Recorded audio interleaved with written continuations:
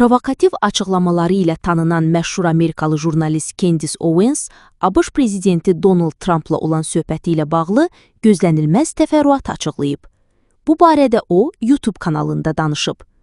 Daha əvvəl Owens iddia etmişdi ki, Fransanın lideri Emmanuel Macronun həyat yoldaşı Brigitte Macron keçmişdə kişi olub. Jurnalistin sözlərinə görə, Trump Parislə münasibətlərin mürəkkəbləşməsi üçün şəxsən ondan bu mövzunu gündəmə gətirməməyi xahiş edib.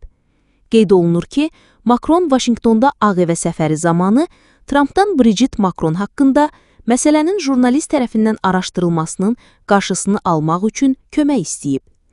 Bir qədər sonra ABŞ prezidenti birbaşa Owensə zəng edib. Mən Brigitte yaxından baxmışam, biz Eyfel qülləsində nahar etmişik, o qadın kimi görünür, deyən Trump jurnalisti araşdırmanı dayandırmağa çağırıb. Lakin Owens öz fikrindən dönməyib və bildirib ki, Brigitte Macron cinsiyyət dəyişdirmə üzər mütəxəssisə müraciət edibmiş. Buna cavab olaraq Trump ona təklif verib. Əgər mövzudan geri çəkilsə, ödənişli müsahibə təşkil edəcək.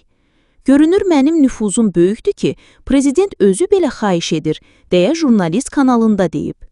Hələlik razılığın əldə olunub-olunmadığı bəlli deyil, lakin bu hadisə yenidən Fransanın birinci xanımı ətrafındakı şayiələrə diqqəti cəlb edib.